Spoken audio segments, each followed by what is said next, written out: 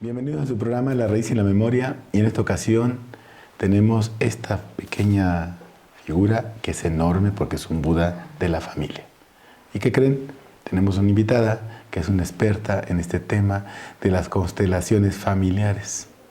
Es una constelación familiar y aquí esta figura muestra cómo es que los integrantes de una familia pueden estar armoniosos. Bueno, sí. Tenemos con nosotros a Remedios, Fátima Contreras Romero. ¿Lo dije Así bien? Es. Eso es. Sí, sí. Y Fátima, le voy a decir Fátima, voy a hacer un igualado por ahora. Ella es psicóloga de formación, tiene una maestría en cuerpo y salud y es casi doctora en estudios interpersonales del cuerpo. Sí. Y tiene una especialidad en constelaciones familiares con este señor que recién acaba de fallecer, que es Bert Hellinger. Y ella ha hecho una gran labor de trabajo con las constelaciones familiares para trabajar esta parte de la herencia, de los ancestros, las lealtades, las enfermedades, y actualmente está haciendo algo muy innovador, que es trabajar con los órganos. Así es. Tenemos entonces una celebridad con nosotros sobre el tema de la constelación familiar. Fátima, ¿quién es Fátima? ¿Quién es Remedio Fátima Contreras Romero? ¿Quién es Fátima? Cuéntanos, Fátima. Sí, muchas gracias por la invitación. Es un honor para mí estar aquí. Bueno, pues yo pues soy Fátima. Bueno, uso más el nombre de Fátima porque mi nombre de Remedios corresponde a mi abuela paterna. Y justamente por este tema de lo que yo trabajo ahora, he decidido no usar el nombre en memoria a ella y para no dar continuidad a un estilo de vida que planteo desde una situación de conflicto. Entonces, bueno, uso más el nombre de Fátima, sin embargo, mi otro nombre igual me aporta algo importante, fuerte, ¿no? Pues yo he sido siempre muy inquieta. ¿Quién soy? Pues soy como alguien que se cuestiona, que siempre busca estar mejor, que tengo un amor hacia... ¿Dónde nació Fátima? Yo nací en el estado de Hidalgo. Mi padre era de Hidalgo, mi madre de Aguascalientes. Coinciden en ese pueblo y bueno, ahí inicia mi historia de vida, aunque en realidad me crié en la ciudad. ¿En la Ciudad de México? En la Ciudad de México. Mis papás emigraron cuando yo era muy pequeña, entonces crezco en la ciudad, bueno, en el Estado de México. Y bueno, de ahí empieza como esta parte de la búsqueda, ¿no? La búsqueda, nosotros somos, digamos, la primera generación nacida en la ciudad. Mis ancestros todos son de provincia. Entonces siempre hay como un anhelo hacia el campo, hacia el espacio nostalgia. abierto. Sí, una nostalgia. Entonces siempre buscando como el equilibrio, ¿no? Y eso me ha llevado a una búsqueda desde entonces. Fátima busca, ve y quiere buscar esta parte de los ancestros. Pero buscar los ancestros te lleva a rascar en la familia. Así es, como primer momento. ¿Pero qué busca Fátima ahí?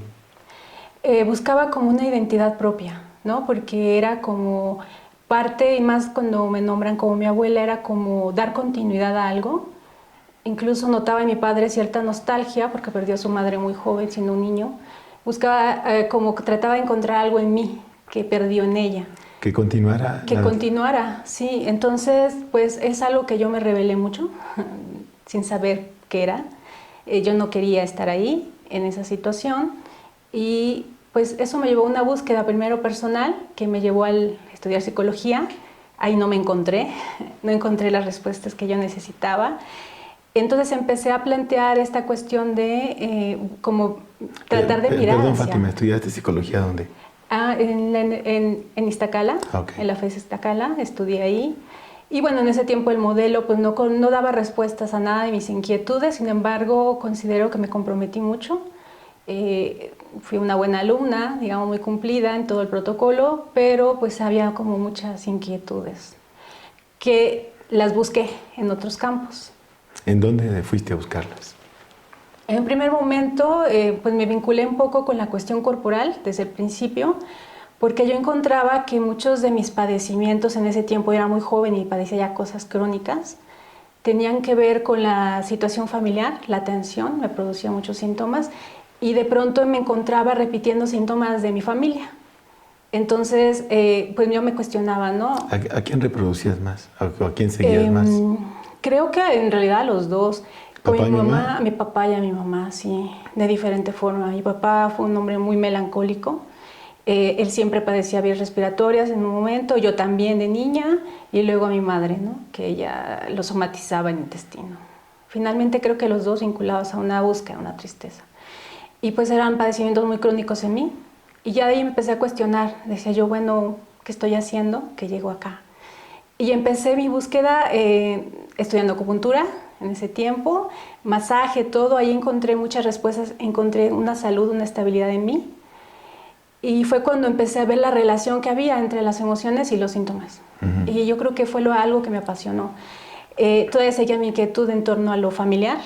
Entonces fue cuando inició estudiar constelaciones familiares. Coincide en que en esa etapa de mi vida, bueno, pues estamos en otro país. Nos fuimos por el trabajo de mi esposo en ese tiempo. Nos fuimos a residir a Santiago de Chile. Y ahí es donde empezó mi formación. Yo ya iba como muy clara en darme un receso en mi trabajo profesional y como en esa parte de formarme en el campo de la familia.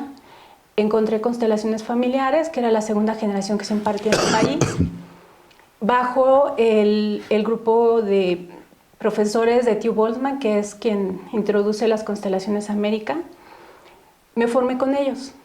Entonces fue una formación muy rica en muchos sentidos porque tuve muchos profesores, tuve la oportunidad de tomar seminarios con Bert y sobre todo la parte cultural creo que me ayudó mucho a reafirmar muchas cosas.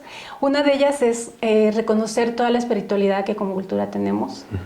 Compartí con diferentes compañeros de diferentes países y pude ver, bueno, de hecho es algo que descubrí entre ellos, que a mí se me facilitaba mucho las constelaciones, digo a diferencia de algunos compañeros, y notaba eso que tenía que ver, ellos me decían, es que es tu cultura es muy espiritual, y eso hace que tú comprendas mucho mejor.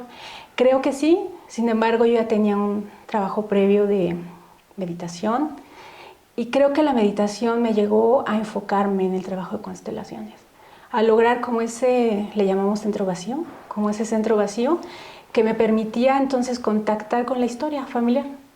Entonces creo que todo lo previo que hice en México complementó con lo académico que vivía allá y con la experiencia de mis compañeros pude como tomar fuerza en el campo, ¿no?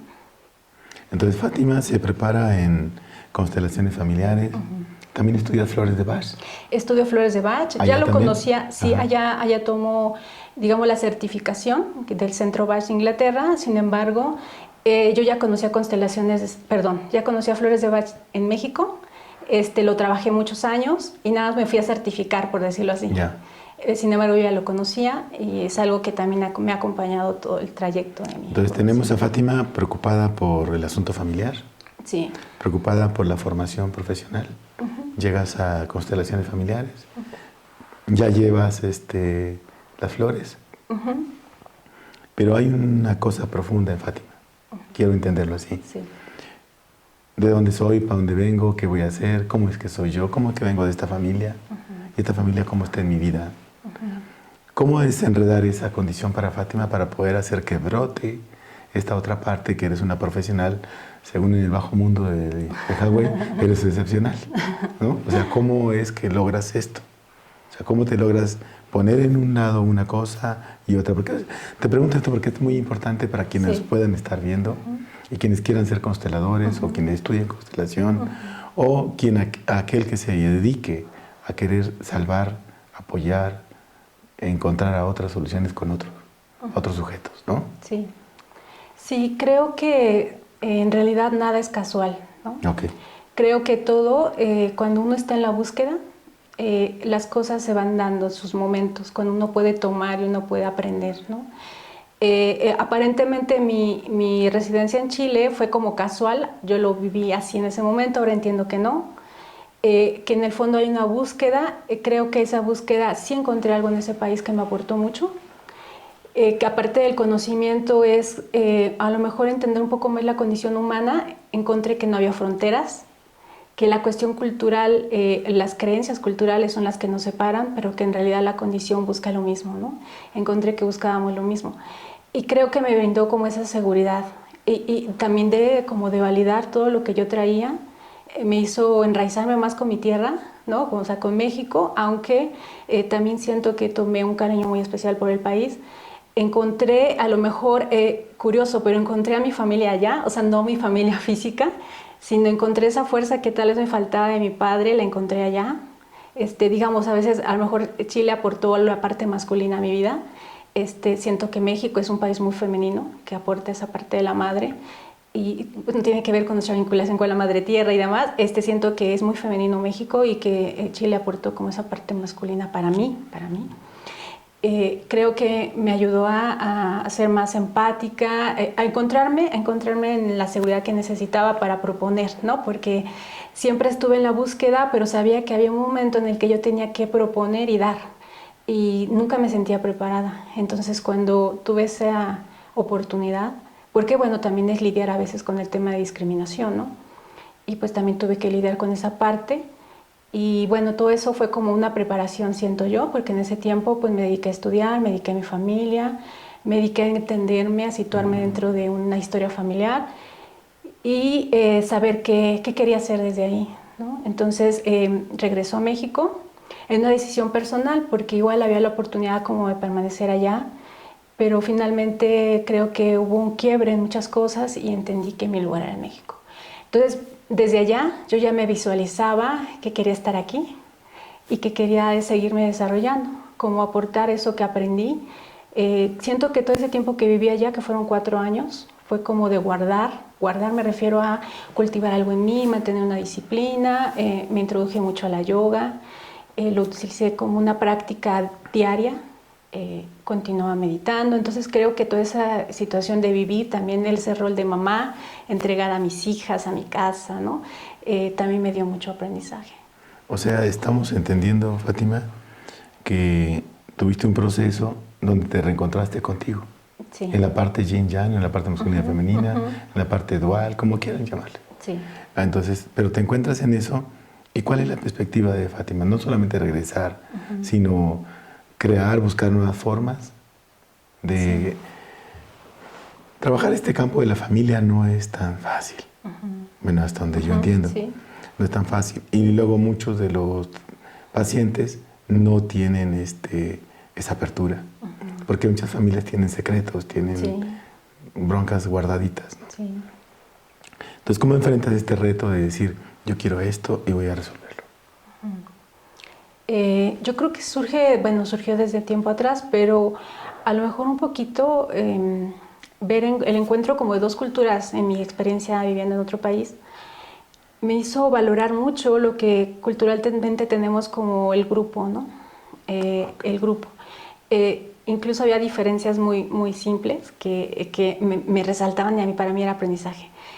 Cuando hice amistades, por ejemplo, nosotros tendemos como cultura a acompañarnos a todos lados. Bueno, al menos las mujeres hasta el baño vamos juntas, ¿no? Allá no, allá hay mucha independencia, mucha individualidad, entonces yo de pronto me sentía como abandonada en el caso de que ellas avanzaban y yo no, y era como, no avanzamos juntos, y entonces ellos decían, no, pues cada quien a su ritmo. Entonces yo decía, es importante el grupo. Siempre me cuestioné eso y decía, creo que es algo que en México sigue existiendo y que quería como dar ese aporte, como verme nacer en un grupo, reconciliarme con mi primer grupo que era mi familia, y apoyar, ¿no? Esa parte colectiva que todavía tenemos, que yo creo que todavía tenemos. Y entonces, bueno, pues yo creo que es una búsqueda personal, pero también surge una pasión respecto a los grupos, respecto a la familia. Bueno, en ese tiempo chocaba mucho con la idea de la familia tóxica, de que cortar. Yo decía, yo creo que hay otra forma de conservar lo que brinda un grupo sin tener que cortar, ¿no? Alejarnos. Bien. Fátima, vamos a hacer una pequeña pausa y regresamos. En un momento volvemos.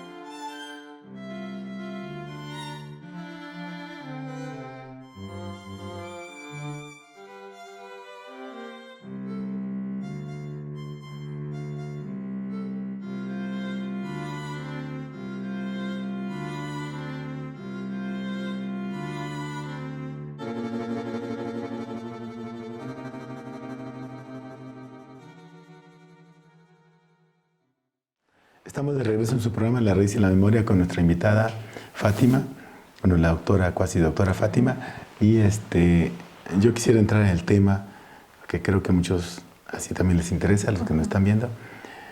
¿Qué es esto de una constelación familiar? ¿Con qué se come? ¿Se unta? Sí. ¿O cómo se vive? ¿No? Bien, bien. ¿Qué es una constelación? Sí. Muy bien. Bueno, digamos que no hay una definición así como, digamos, oficial sobre lo que es una constelación. Sin embargo, aunque su creador Bert Hellinger, que es un alemán, no le agradaba mucho el tema de denominarlo una terapia, considero que sí tiene la estructura de una terapia, entonces podríamos denominarla como una terapia breve, en donde podemos mirar, yo lo describo como mirar la historia familiar, ver un problema, una situación muy puntual, que puede ser una cuestión emocional, puede ser una cuestión de salud, puede ser un conflicto laboral. Entonces podemos ver ese problema junto, digamos, lo podemos mirar en su origen. Entonces podemos ver todo lo que está involucrado que no le permite a la persona resolverlo, tener claridad, orientarse. Entonces en ese proceso, digamos, nos acompañamos de un grupo que nos apoyan, nosotros les llamamos representantes porque toman el lugar de las personas involucradas en la situación. Entonces, a partir de la experiencia que van viviendo los representantes, son expresiones que van experimentando en su cuerpo, sensaciones físicas, algunos sentimientos, algunas emociones. Todo esto corresponde a la persona que representa. Oye, Fátima, ¿y cómo se da ese proceso de que alguien que representa al otro lo siente, lo vive, inclusive hace sus mismos gestos? Sí, toma sus... hasta tiene sus mismos dolores. Sí. O sea, ¿cómo sucede este fenómeno? Sí, es algo un poco complicado porque también depende mucho del constelador. Si el constelador tiene como esa apertura y sobre todo esa parte de vencer el deseo de querer ayudar y estar centrado en lo que es. O sea, perdón, cuando te refieres a este deseo de querer ayudar, ¿quiere decir que dejar que suceda? Que suceda, porque hay una petición. Ajá. El paciente pide algo en concreto.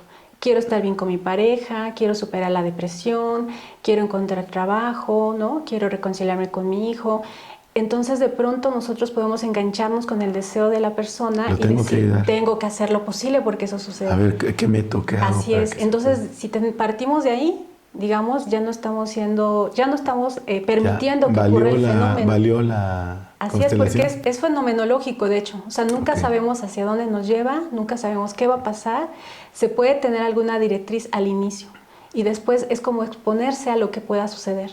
O sea, a ver si estoy un poco más en la idea, sé cómo funciona, sí, pero un poco más para que nos puedas explicar en el público. Yo entiendo que sucede un fenómeno como de transferencia, digamos, ¿no? Pero no es una transferencia, es una apropiación de ese espíritu, de ese alma de la familia que está presente. Así es. Entonces, alguien asume el papel del otro. Y entonces ese representa sus movimientos, sus gestos, sus dolores, igual que el otro.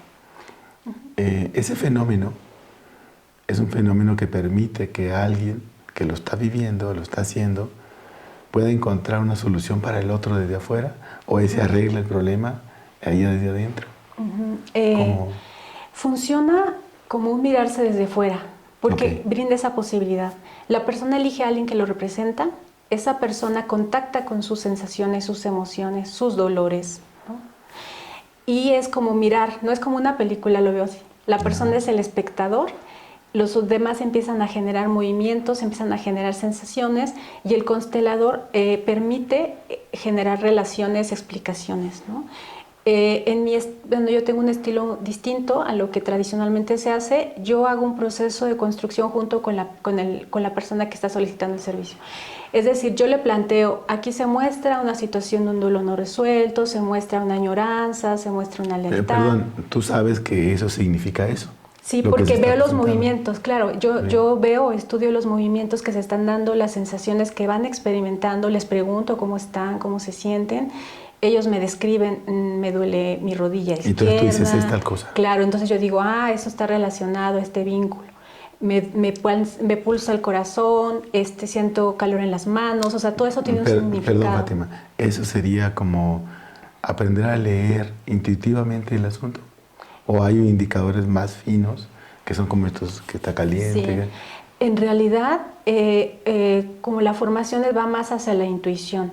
Sin embargo, yo sí he encontrado una correlación, yo sí he encontrado una forma, una metodología. Yo sí he encontrado que sí, ciertas sensaciones físicas nos hablan de situaciones no resueltas o de lealtades. Y lo corroboro, no solo me quedo afirmándolo, sino lo corroboro con la persona.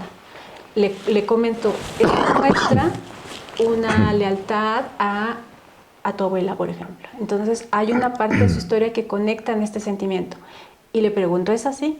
Y la persona, sí. Y lo amplía, es que viví esta experiencia. Cuando la persona lo amplía, entonces uno puede profundizar cada vez más. Ya. Entonces, abre la ventana. Abre, exacto. Entonces es como una guía, en realidad. Ahí operamos como una guía. Yo entonces lo voy llevando a adentrarse a su historia y poder comprender desde ahí qué es lo que estaba pasando. Y entonces llegamos a esa etapa de tomar decisiones, porque entonces se le plantea, puedes dar continuidad a eso que estás o puedes decidir tomar otro rumbo. Entonces, aún así yo confirmo y le pido que decida la persona. Dice, no, no quiero dar continuidad, quiero cambiar el rumbo. Entonces, a través de frases vamos haciendo renuncias. Ajá. ¿Vas dejando? Vamos soltando, vamos liberando, abriendo el camino para hacer algo nuevo. Cuando eso sucede, esa constelación, ¿hasta dónde tiene impacto, Fátima? Digamos, en el constelado, ¿hasta dónde? ¿Alcanza a su ancestro? ¿Alcanza la energía que está entretejida? ¿Al que está cerca de él? Sí, ¿Cómo es que impacta funciona? en el tiempo, en los dos sentidos, en el tiempo hacia atrás y en el tiempo hacia adelante. Con los ancestros, ¿qué pasa? Que entonces eso que tiene que brotar a la luz, eso que tiene que tomar lugar, lo toma en el momento en que se abre esa dinámica y se conoce y se orienta sanamente, ¿no? Entonces deja de existir esa tensión de repetición o esa tensión que orilla a otros a llegar a ese punto. Algo se ordena en el pasado, digamos, ¿no? En lo que ocurrió. A ver, entonces, para entender, la constelación permite ordenar 2, 3 o una generación hacia atrás. Y eso tiene un impacto ahora en este presente de esta persona. Sí. Cuando esta persona dice, reconoce que hay eso, y se puede ir hasta donde se quiera para corregir aquello. Pero aquí en este momento, la dimensionalidad energética, digamos, de estos ancestros está en él. Sí. Entonces, él la puede dirigir. Así O es. tú la puedes dirigir. Sí. ¿Cómo se da esta relación? Sí. La intención sería que lo apropie y él, la persona, y lo dirija hacia lo que quiere lograr. O sea, quiero liberarme, quiero apoyar. Así es. Y es curioso porque pareciera, yo siempre les digo, lo que ustedes hacen va a impactar a los que están involucrados en la constelación. Sin embargo, encuentro que impacta más allá, porque, por ejemplo, pensemos en una familia donde ha habido una condición de sufrimiento, ¿no? Donde todos sus miembros no alcanzan la realización, están en las carencias, han tenido padecimientos o destinos trágicos. Entonces, de pronto, alguien dicen, tengo un golpe de suerte, no es un golpe de suerte, simplemente sale de esa condición y logra mirar un poco más allá. Sin embargo, la lealtad y la culpa la va a hacer retroceder, porque quiere seguir perteneciendo a ese grupo, porque ese grupo lo desconoce. Sin embargo, la idea no es, y es ahí donde difiero de muchos terapeutas, como decir, tienes que cortar, dejar atrás a la familia, o alejarte de lo tóxico para hacer algo nuevo. No, más bien es, sigues formando parte de eso, sin embargo estás abriendo un camino para dar una posibilidad a alguien más que pueda dar continuidad. Y a la familia en general. A la familia. Ahora, no es que tenga la responsabilidad de llevarlos hacia allá, sino simplemente abrir la puerta. Abrir la puerta. Y entonces cualquiera tiene la posibilidad de seguirlo. Y en su decisión personal, porque puede ser que decidan no seguirlo. Porque la otra es que en ese contexto no tienes elección. No alcanzas a ver ninguna elección. Pero vino y abrió una puerta. Sí, y ahí se acaba, ahí la lealtad ya no es tan difícil, porque entonces cuando yo les comento, bueno, entonces si tú tomas el trabajo, si tú tomas el dinero, si tú decides estar con una pareja, no estás traicionando, estás brindando la posibilidad de que alguien más lo haga. Entonces eso les hace que suelten la lealtad sin tener que aferrarse. Sin culpa. Sin culpa, exacto. Entonces es maravillosa esa cosa. Sí, es que es un despertar, yo lo veo como un despertar. De pronto todo lo oscuro nos muestra una lucecita y entonces yo decido seguirla. Ahora es ahí donde uno debe contener ese deseo, porque si la persona aún viendo esa lucecita dice no, pues yo respeto eso. O sea, quiere seguir en esa cosa, pero atraso, aún así, formas. algo creo que me ha aportado este trabajo es que yo sigo confiando. O sea, digo, en este momento no puede tomarlo, sin embargo, algo queda. Ah, claro. Y dejamos al tiempo, ¿no? Entonces, como ya llevo varios años en esto, después de 1 año, 2 años, 3 años, regresan. Y dicen, creo que ahora sí estoy listo. Okay. Ya después de varios tropiezos más. Dijo, creo que tengo que reír creo con que Fátima. No es por ahí. Me dice, ¿se acuerda lo que me dijo hace 3 años? Y yo, no. Bueno, pues esto, ahora sí quiero, ¿no? Entonces es mucho mejor porque ya es con su propia fuerza. Claro, entonces quiere decir que hay una energía que construyó la familia. Abrieron una cosa que se llama hoy día dimensionalidad. Y esa dimensionalidad incluye a los ancestros, pero yo no quiero seguir esa lealtad, como en tu caso que decías que no quiero ese nombre, bueno, ese peso de ese nombre. Sí. Entonces, uno puede tener la elección, digamos, pero tener la capacidad de elección significa liberarte. Sí. Significa tener una conciencia superior a los que están en el grupo.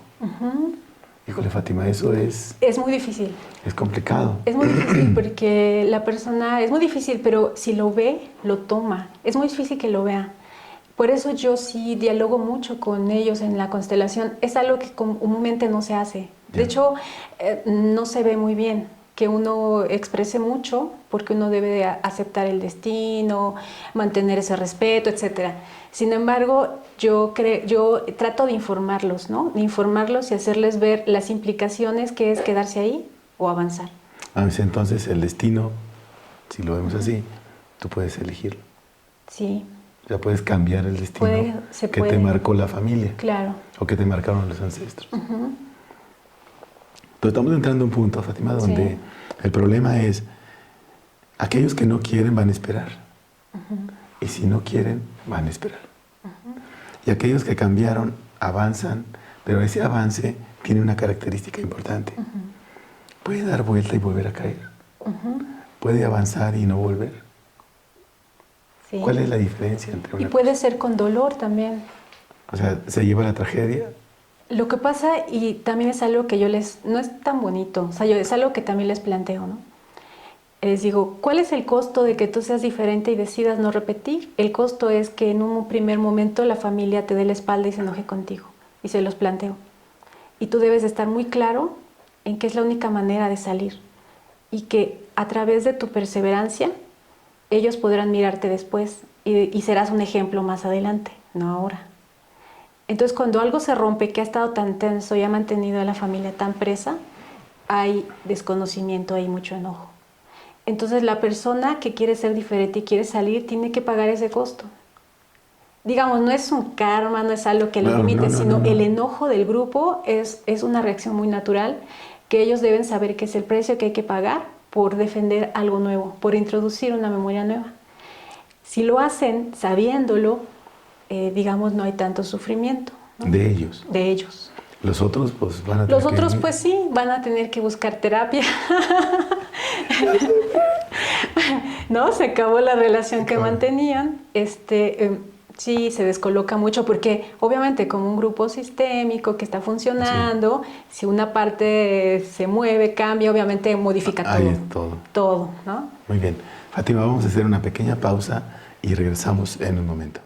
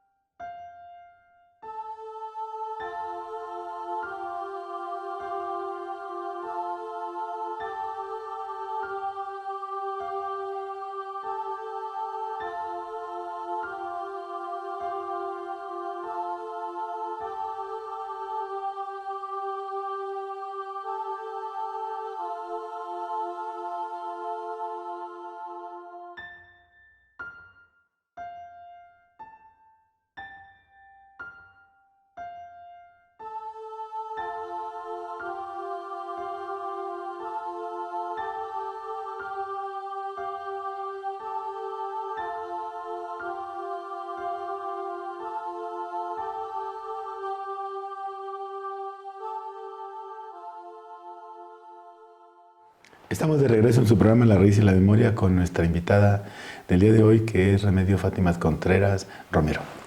Ella es una experta en este asunto de las constelaciones familiares. Por cierto, trabaja con nosotros desde hace 10 años. Sí. Y es una de nuestras terapeutas muy codiciadas por muchos de los usuarios, ¿no? Ella da cursos, capacita, entrena, da terapia. Sí. Bueno, entonces, aquí en el Hawái. Fátima, quisiera que nos ilustraras esta parte de cómo es que funciona alguien que viene con un problema en concreto. De los muchos que tú puedas tener, que nos ilustraras, bueno, sin dar nombre, ¿verdad? Que nos ilustraras de cómo es que alguien viene por una demanda y cómo lo resuelve. Estos problemas de indecisión, falta de voluntad, que no sé qué hacer con la vida, es que el destino es así, es que ya me dijeron que ni modo, que ya me quedara, no sé qué hacer con este hijo, si lo vendo, lo regalo, ¿no? Que es problemático, Sí. no sé, Sí. ese tipo de problemas que creo, o si no, de los que a ti te lleguen. Sí. ¿Cuáles son los más comunes? Sí. En la actualidad sí, mucho esa parte de perder el rumbo. No sé a dónde dirigirme, dudo de todo, necesito que alguien me guíe, ¿no? Esa búsqueda está. También los hijos problema, ¿no? Que en la actualidad se ha sumado muchísimo. Pero bueno, finalmente pensamos que es un grupo y que lo que le pasa tiene relación con su historia familiar y con su origen, ¿no? Entonces, Perdón, Fátima, aun cuando haya sido emigrante del campo a la ciudad, aun cuando haya sido gente que viene de otro lugar y llega acá, vive en la urbe, es muy conflictivo, tiene otras amistades, aún así hay un peso de ese ancestro. sí. A ver, cuéntanos Sí, eso. de la trayectoria, de cómo lo han vivido. Ok. Por ejemplo, los que hemos emigrado del campo a la ciudad, habría que ver en qué condiciones fue la migración. Si fue por buscar mejoras de vida, si fue por huir de una situación, si fue por completar algo que no se logró antes. Entonces, como yo no tengo esa conciencia clara, porque difícilmente nos cuestionamos o reflexionamos en la historia, entonces ese era digamos, el rumbo que va a tomar mi proceso migratorio. Puede ser que lo tome y que en realidad no encuentre mejoras, que me sienta perdido, que pierda el rumbo, porque no partió de un deseo propio, sino estoy siguiendo algo que ya se hizo antes. Entonces es importante como esa reflexión de tener un proyecto de vida, ¿no? Creo que eso es importante porque es algo que se ha perdido. Cuando me llegan a solicitar eso, yo le digo, bueno, pero ¿tú qué quieres? Y me dicen, por eso estoy aquí, no sé. ¿Tú me vas a decir? Ajá, entonces yo decía, no, bueno, yo no puedo decir... ¿Por ti? Ajá, ¿hacia dónde te diriges para ver qué es lo que hay que limpiar o cambiar o transformar para poder llegar ahí? Entonces me encuentro con que ni siquiera tienen un proyecto personal. O sea, es gente perdida literalmente en la geografía de su lugar, en las relaciones con su familia. No hay una asociación con nada, no tienen un modelo a seguir. Claro. Entonces, solamente está una necesidad de hacer algo y ya, sin dirección. O sea, como un activismo por hacer. Sí, entonces lo que hacemos es como encontrarle un sentido. Entonces vamos a decirle, bueno, a ver, vamos a ver. Colocamos a la familia, lo importante es con quién vive, porque de ahí se construye. Claro. ¿Con quién vives? Solo, bueno, en la actualidad mucho con roomies, ¿no? Con mi roomie, pero bueno, a veces los roomies es igual a solo, ¿no? Sí. Con mi familia, con mis padres, con mi familia extensa o con mi pareja. Entonces vamos a ver si mantienen un proyecto familiar o de pareja. Y a veces ni siquiera, ni familiar ni de pareja. Es como solamente sobrevivir y llevar el día, ¿no? Entonces habría que ver cómo es la condición familiar. Nos vamos como un poquito más atrás y decir, bueno, ¿en qué momento ocurre este quiebre, esta pérdida, ¿no? Y encontramos que hubo un evento. Cuando el papá queda desempleado y ya nunca más se recupera, cuando la mamá se va de casa, cuando se encuentran ante una pérdida que nunca elaboraron, cuando existe una situación de injusticia y vivida como injusticia y se quedó ahí, cuando la persona está enojado con su origen, entonces pierde fuerza, se siente solo, ¿no? Entonces ahí se muestra un cuadro depresivo porque no hay una conexión con su origen y con su raíz. Cuando se quiere huir, que en realidad pues es algo muy irónico porque queremos huir de la familia y la familia está en nuestro cuerpo. ¿La llevas adentro? Sí, entonces... Es como ese de que dice, me voy lejos para olvidar. No. Pues no se puede. Entonces no podemos huir de la familia, No podemos huir de papá y mamá porque papá y mamá viven en nosotros. Entonces más bien es reconciliarnos, porque estar enojado con ellos es un enojo con nosotros O darles mismos. un lugar. Claro, es que la reconciliación creo que está mal entendida, porque pareciera que reconciliación es someterme a las condiciones de ellos, aceptarlos y mantenerme ahí. Y la reconciliación es reconocer lo que me tocó vivir, agradecer lo que ellos me aportaron y soltar lo que no me sirve para vivir. Esta idea de que te agradezco, papá, mamá, lo que me diste, esto es tuyo y esto es mío y lo voy a hacer grande. Así es. Es un poco esa ubicación del sujeto. Entonces, ¿cuál es nuestro criterio? Lo que nos sirva para vivir. Ese es nuestro criterio. Porque dejamos fuera, y creo que es algo que la mirada que yo tengo, es dejamos fuera todos los prototipos sociales, todas las cuestiones culturales, y entonces es, si eso me aporta para vivir, lo tomo. Si no, lo desecho. No importando, porque a veces parecieran herencias, por ejemplo, herencias que nos, como, no sé, herencias pensando en todo lo que nos dan de potencialidades. A veces eso nos limita. Sí. Entonces, hasta a veces a eso tenemos que renunciar cuando me está obstruyendo mi proyecto de vida. Entonces, reconciliarse es no estar en contra de mi origen, aceptarlo, reconocerlo, desprenderme y tomar lo que tengo que tomar. Entonces, eso significa que no es tanto como el destino, sino que es... Claro, hay un destino. ¿En qué sentido? En que obviamente todo lo que han trabajado mis generaciones anteriores está marcando una tendencia y está marcando una memoria en mi cuerpo. Pero esa es una tendencia que si tú la descubres, tú dices, yo no quiero eso, que puedo abrir esta puerta y me puedo ir por otro lado. Porque incluso no lo pueden ver. Cuando están describiendo y yo les pregunto, cuando me dicen, es que estoy muy triste. ¿Por qué? No sé. Entonces digo, trato de rastrear un evento, notas en qué momento ocurre y me dicen, en realidad siempre ha estado conmigo. Entonces yo le pregunto, ¿quién está triste? Entonces de ahí, ¡pum!, se desmorona. Se abre. Dicen mi mamá, mi papá, ¿no? O sea, su papá y su mamá lo anda cargando. Sí, están tomando la tristeza de ellos.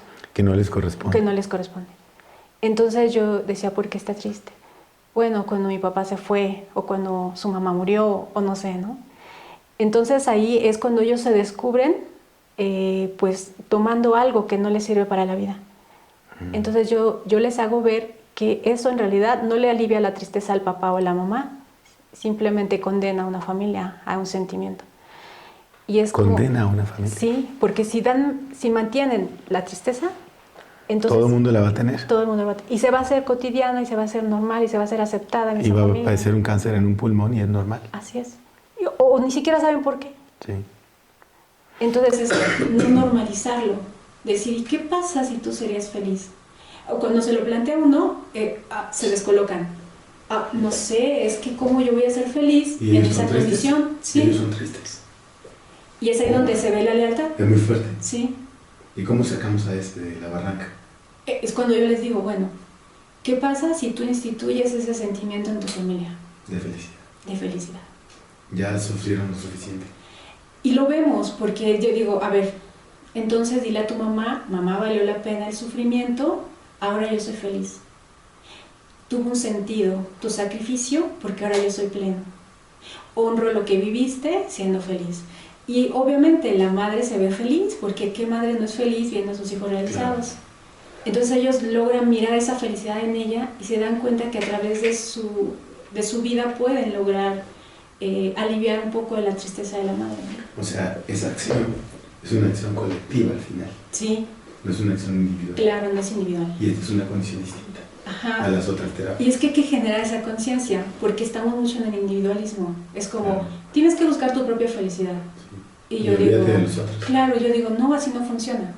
Es que yo busco la felicidad porque sé que eso va a impactar a los que están cerca de mí, porque sé que va a tener un eco en ellos. O sea, es por mí y por ellos, ¿no? O sea, eso significa que cambias el rumbo o el destino o el destino manifiesto de esa familia que se había incrustado en la tristeza, digamos, o en el abandono. Y creas entonces una nueva posibilidad. Sí. Pero a ver, esa nueva posibilidad, ¿a qué te compromete? A un crecimiento. Ok, ese es otro punto. Ese es otro punto. Ok, entonces, ¿y ahí qué pasa? ¿Crecen, no crecen? ¿Se revuelcan un rato, regresan? ¿Van? ¿Qué hacen? Híjole, es que se abre otra dimensión, porque ahí entra la dimensión cultural. Eso es. Que no nos permite crecer. ¿no? Que nos tiene estigmatizados en que tenemos que llegar hasta cierto punto donde no podemos ser generadores ni creadores, tenemos que reproducir modelos establecidos y entonces ahí es otro tope, ¿no? Lo cultural, lo social.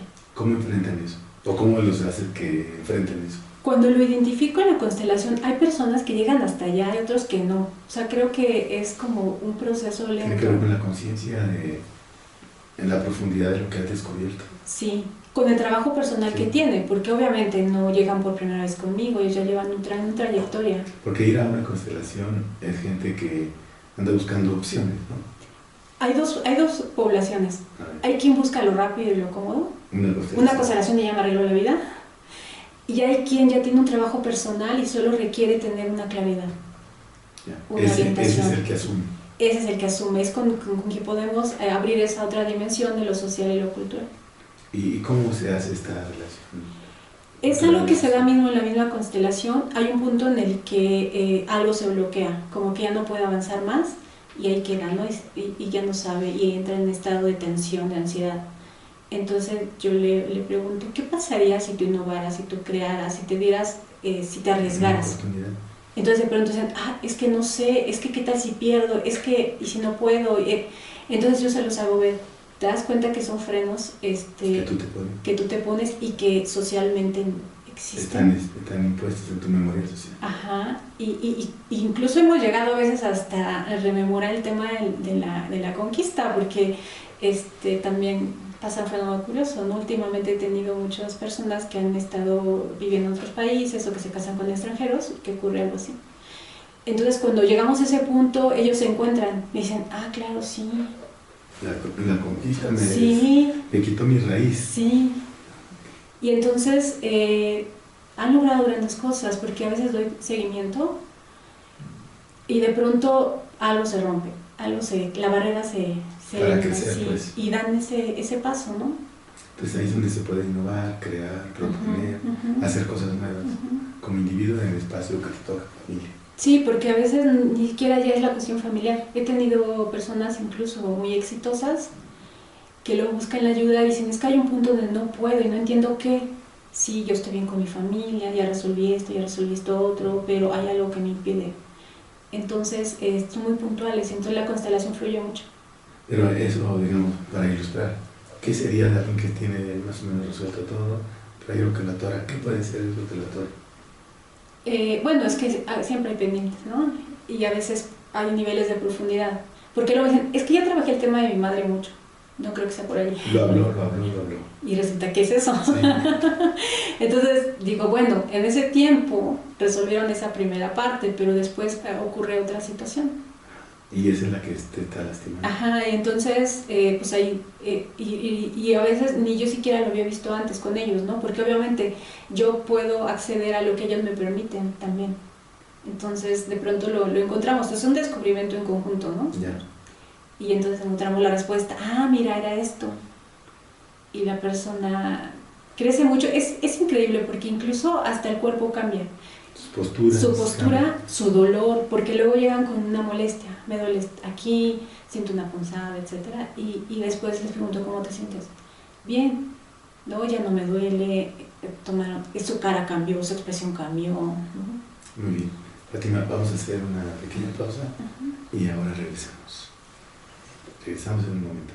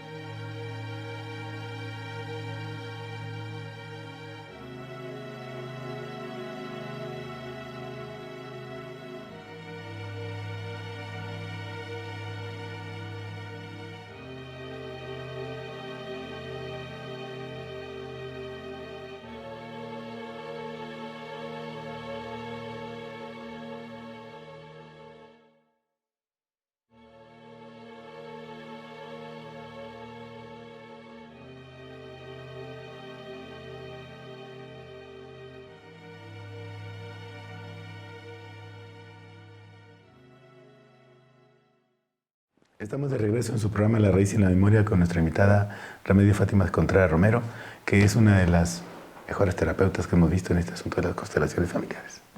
Y no es guayabazo. Sí, porque hay fila, ¿no?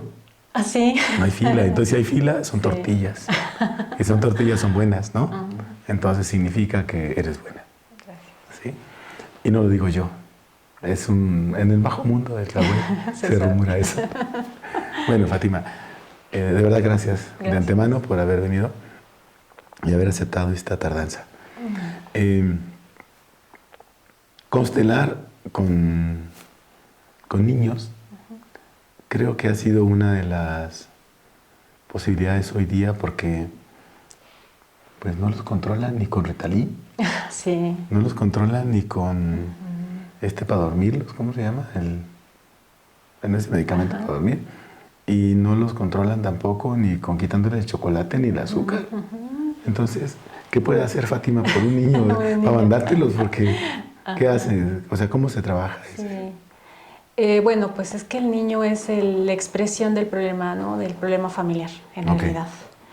Entonces, bueno, como todos sabemos, bueno, la mayoría de los que se dedican a los niños saben que los padres son fundamentales en el tratamiento de los niños. Yo no es precisamente que constele directamente con ellos, aunque sí los incluyo en una parte de la constelación porque será que el 90% de los casos que yo he visto en realidad no es un problema de ellos, sino están respondiendo a algo de la familia. Algo demandan, algo quieren. Y en realidad los más sanos son los niños problema, al final. Ellos no se enferman, ellos están manifestando. Sí, ellos están manifestando, ellos están obligando a que la familia mire una situación, están llevando a los padres a enfrentar una problemática a través de su comportamiento. Pero sin embargo sí se genera una confusión, de pronto ellos ya no saben cuál es el lugar que les toca, de pronto se empoderan, de pronto se toman el lugar de uno de los padres incluso, los padres se convierten en hijos, o sea, es un desorden, ¿no? En la cuestión de las jerarquías. Porque se ha confundido mucho, los patrones han cambiado. Pero ahí hay una cosa, Fátima. El niño toma el poder, o los papás nunca tuvieron el poder, o le cedieron todo el poder porque tienen culpa, o porque tienen que trabajar y estudiar, o trabajar solamente los dos, y lo abandonan. Es un abandono, no en el sentido del abandono, sino en un asunto de abandono de ausencia. Entonces, ahí debe de pasar un proceso.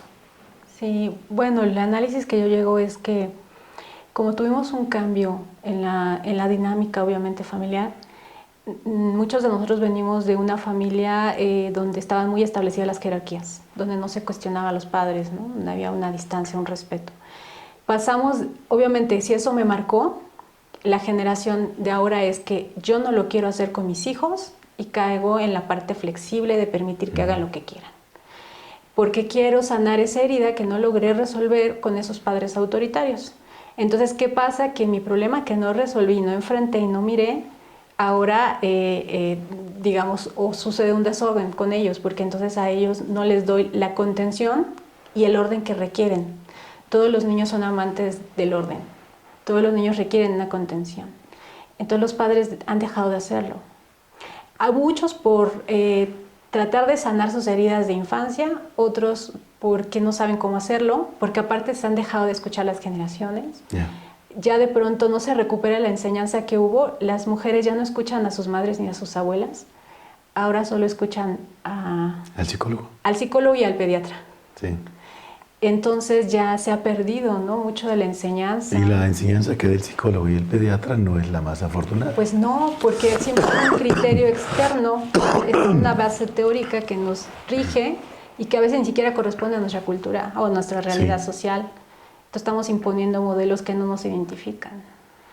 Y de hecho no hay una teoría en constelación, es como un proceso que nosotros vamos encontrando dentro de las familias. ¿Qué pasa con la constelación? Volver a ese punto, ¿no? De ese equilibrio, en donde los padres toman su lugar de autoridad, en donde los padres sí pueden escuchar a los hijos, pero los hijos requieren acompañamiento. O sea, el papá debería de volver a la tradición de cómo guiar a un hijo. Sí, y tomar la responsabilidad. Es que, por ejemplo, yo lo veo en la comida. Hijo, ¿qué quieres comer? ¿Qué va a querer comer el niño? Sí. Pues algo que sea... Caviar, un poco de caviar. Va a querer algo que le dé gusto al paladar, ¿no? Pues sí. Algo dulce, algo no sano, algo seductor. Sí. O sea, obviamente ellos no tienen el criterio para poder decidir algo sano. Sobre todo que ya se ha perdido, ¿no? El contacto con el cuerpo. Antes era así. Todo lo que ve en la casa era sano. Sí. Entonces, a ver, ¿qué quieres comer de este, de este, Así de este? es. Pero ahora, no. Quiero una hamburguesa. Así Una es. salchicha. Tú dices, a ver, otra vez. Sí. Volvemos a repetir la pregunta. Sí. No vas a no, ¿qué quieres comer? Esto es lo que hay. O dejarlo elegir dentro de algo De limitado. dos, tres rangos. Entonces, vamos a ver qué quieres. ¿Una manzana, una pera o una guayaba? O las tres juntas. Ajá. Entonces el niño tiene la posibilidad de elegir, sin embargo, dentro de un contexto que el padre establece, dentro de algo que el padre quiere lograr con su hijo.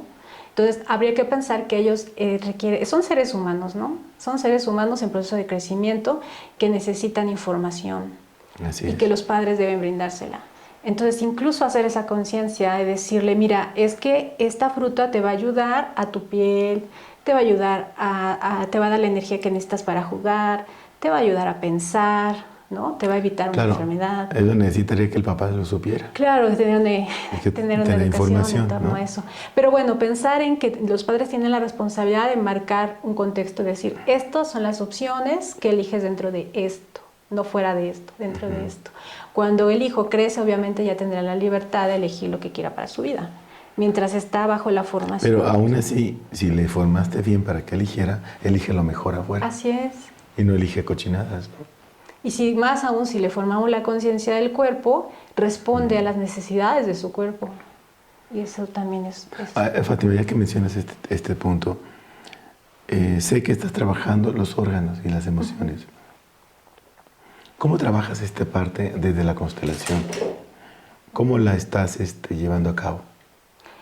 Sí, es un trabajo que se conjuntó a partir de lo que yo aprendí en la maestría y estuve trabajando en el doctorado. Entonces me permitió hacer una propuesta donde podemos ver la memoria que tiene el órgano, la memoria en el sentido de la experiencia de vida que tuvo dentro de su grupo familiar y todas las emociones que nosotros llevamos al extremo y que produce un desequilibrio.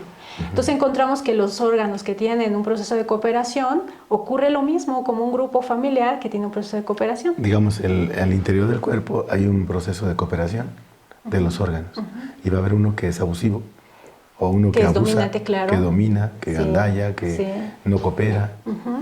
Híjole, a ver, esa parte... Sí, bueno, dentro de lo que yo he trabajado, investigado con la gente, es que he encontrado que, por ejemplo, el hígado corresponde mucho a lo masculino, al padre. Entonces ahí tiene que ver con una relación con el padre, por ejemplo, corazón, la madre, ¿no? Riñones está como muy asociado a los ancestros, a las experiencias vividas con los antepasados. Vaso es una cuestión muy de la época, que tiene que ver con la persona y con sus decisiones. Entonces, bueno, hemos encontrado como diferentes dinámicas que corresponden a un equilibrio o un desequilibrio. Entonces lo que hacemos es verlo, ahora sí que acceder a la memoria corporal, ya no a la memoria familiar. Es curioso porque empezamos entonces de la memoria corporal a la memoria familiar, porque entonces vemos qué memoria tiene el cuerpo y los órganos que han desajustado y, digamos, resolver ese conflicto que rompió el equilibrio. Entonces, si está dominando hígado, vamos a ver qué asunto tienes con tu padre, ¿no? Entonces, bueno, pues resulta que hay una rebeldía, que hay un coraje, que hay un abandono. Y entonces trabajamos con el padre y resolvemos ese tema. Y entonces vamos viendo a la par cómo el órgano va encontrándose no tan dominante, como entonces permite que otro órgano tome fuerza. Y entonces la persona lo está mirando. Entonces es algo bien interesante porque la persona misma se da cuenta de cómo llegó a desarrollar una enfermedad, por ejemplo. Entonces, pero eso nos acerca al proceso del cáncer, por ejemplo, y a las crónico-degenerativas. Sí. ¿Qué se puede hacer en ese campo? ¿Se puede detener el proceso? ¿O se puede enriquecer? ¿O hacer que un órgano trabaje más que en otro? Sí se puede hacer que... Yo les comento, no, obviamente nunca es como para curar una enfermedad, ¿no? Es más bien es quitarle el peso, porque a veces los tratamientos no funcionan. y a lo mejor tomo las decisiones adecuadas para tratar un síntoma, pero algo no funciona. Y es justamente toda la carga emotiva y toda esa memoria que está ahí, que no se movió, que no se resolvió. Y eso es lo que hacemos en el trabajo que realizamos, es como movilizar esa experiencia de vida, resignificarla para que entonces el órgano se libere de esa carga, permita que pueda restituir un equilibrio. Entonces no es que actuamos a nivel como tratamiento como tal, sino más bien ayudamos a quitar ese peso para que la persona acceda de otra manera a los tratamientos. Porque, entendido así como me estás explicando, hay un proceso donde el cuerpo toma decisiones. O sea, hay esa autonomía que dijiste, esa cooperación interna. Puede haber un órgano que pueda apoyar al otro, o que pueda someter algo. Sí. Entonces ahí mismo lo vemos y la gente toma más conciencia porque decimos, bueno, ¿qué pasa si se muestra un problema en pulmón muy grave y entonces resulta que su familia está sumergida en una depresión y una tristeza y muchas pérdidas? Entonces le decimos, ¿qué pasa? Entonces, ¿qué necesita? Yo le digo a la persona sin tener que explicarle, ¿no?, toda esta cuestión compleja. Le digo, a ver, para que entonces esta emoción deje de dominar, tenemos que trabajar la emoción contraria. Y yo le pregunto a la persona, ¿cuál sería la emoción contraria a esa tristeza? Y entonces dicen, pues la alegría. Bueno, entonces vamos a fortalecer el corazón, ¿no? Y entonces vamos haciendo acciones dirigidas a fortalecer ese órgano, como es el reencontrarse con la madre, cómo es tomar de ella, cómo es reconciliarse con su origen y demás. Y eso hace que el órgano se fortalezca y pueda equilibrar. Entonces, no se basta con reconocer, sino hay que hacer una acción que permita mantener, volver al equilibrio, ¿no? Porque en esta lógica que estás diciendo, hay un punto de equilibrio donde uno dice, el órgano ya no da más, ya no puede. Pero la sorpresa es que una vez que empieza a trabajar el paciente, hay una posibilidad de regeneración. Sí. Entonces, ahí, ¿cómo estás leyendo este fenómeno? Tiene mucho que ver con la voluntad de la persona. Recuerdo un caso de un paciente que estaba a punto de ser trasplantado de riñón y fue como última opción la constelación, ¿no? Entonces me decía, yo ya tengo mucho trabajo de terapias y yo sé que tengo un conflicto con mi padre que yo ya resolví y no sé qué. Yo le dije, ¿con tu mamá? No, con ella estoy muy bien. Dije, bueno. Y pues no, el conflicto era con la mamá. O sea, él no se daba cuenta que había algo no resuelto con ella hasta que lo trabajamos. Entonces, bueno, en todo ese trabajo, él me decía, es que yo quiero vivir, ahora le encontré otro sentido, a partir de la enfermedad me visualicé de otra manera y sobre todo tengo un proyecto de vida. Entonces, con todos esos elementos, fue increíble el trabajo, o sea, lo que se logró después, porque él evitó el trasplante y sigue vivo. Muy bien, Fátima, llegamos a la parte final del programa y aparte de agradecerte, si tienes algunas redes o tienes que te puedan ver. Sí, claro, yo estoy aquí de tiempo completo en el Instituto Hawái, pues aquí hago terapia, formación, talleres vivenciales y próximamente vamos a trabajar la propuesta de los órganos para prevenir enfermedades. Entonces, bueno, pues mi punto de encuentro es en el Instituto Hawái a través de la página, ¿no? A través generalmente se agenda vía WhatsApp, ¿no?, un número. Y pues básicamente es encontrarme aquí, si hay personas interesadas en trabajar sobre su historia familiar. Muy bien, pues muchísimas gracias. Gracias. Y gracias, Fátima, de verdad, muchas gracias. Nos vemos en la próxima y denle like, suscríbanse y hagan los comentarios. Gracias. Hasta la próxima.